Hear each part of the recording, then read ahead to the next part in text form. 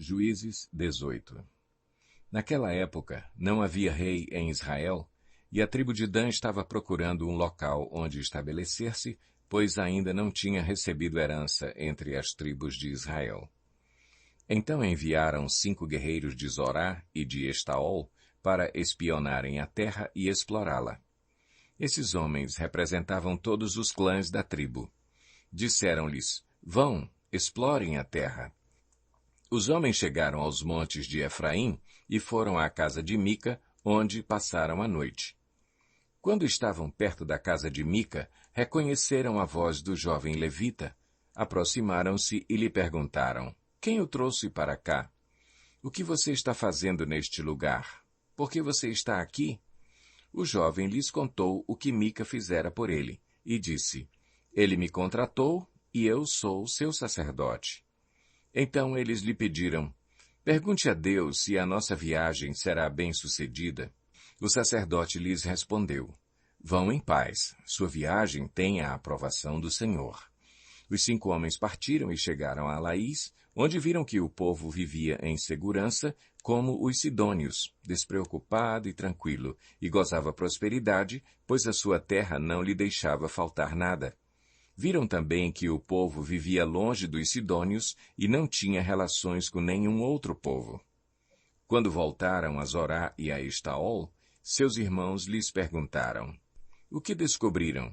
Eles responderam: vamos atacá-los. Vimos que a terra é muito boa. Vocês vão ficar aí sem fazer nada? Não hesitem em ir apossar-se dela.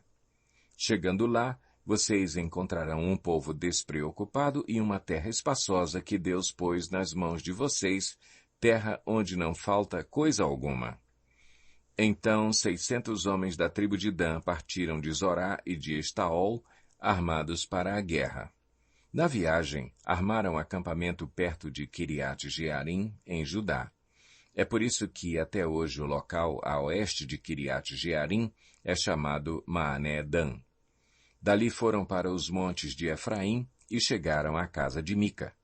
Os 5 homens que haviam espionado a terra de Laís disseram a seus irmãos: vocês sabiam que numa dessas casas há um manto sacerdotal, ídolos da família, uma imagem esculpida e um ídolo de metal?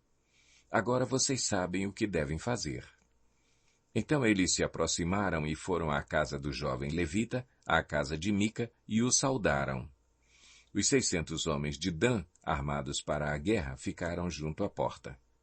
Os 5 homens que haviam espionado a terra entraram e apanharam a imagem, o manto sacerdotal, os ídolos da família e o ídolo de metal, enquanto o sacerdote e os 600 homens armados permaneciam à porta.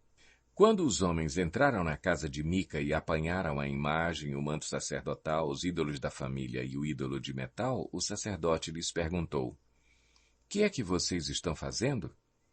Eles lhe responderam: silêncio, não diga nada. Venha conosco e seja nosso pai e sacerdote. Não será melhor para você servir como sacerdote uma tribo e um clã de Israel do que apenas a família de um só homem? Então o sacerdote se alegrou, apanhou o manto sacerdotal, os ídolos da família e a imagem esculpida e se juntou à tropa. Pondo os seus filhos, os seus animais e os seus bens na frente deles, partiram de volta.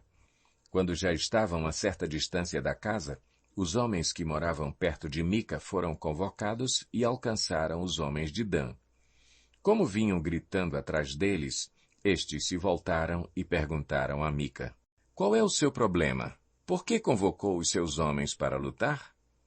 Ele respondeu: vocês estão levando embora os deuses que fiz e o meu sacerdote. O que me sobrou?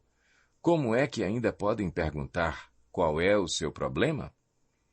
Os homens de Dan responderam: não discuta conosco, senão alguns homens de temperamento violento o atacarão e você e a sua família perderão a vida.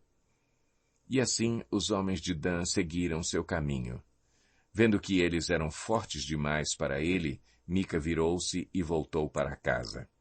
Os homens de Dan levaram o que Mica fizera e o seu sacerdote e foram para Laís, lugar de um povo pacífico e despreocupado.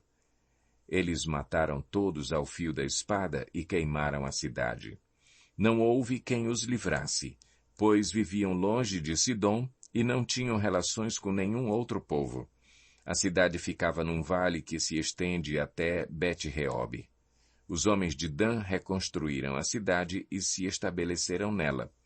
Deram à cidade anteriormente chamada Laís o nome de Dan, em homenagem a seu antepassado Dan, filho de Israel. Eles levantaram para si o ídolo, e Jonatas, filho de Gerson, neto de Moisés, e os seus filhos foram sacerdotes da tribo de Dan, até que o povo foi para o exílio. Ficaram com o ídolo feito por Mica durante todo o tempo em que o santuário de Deus esteve em Siló.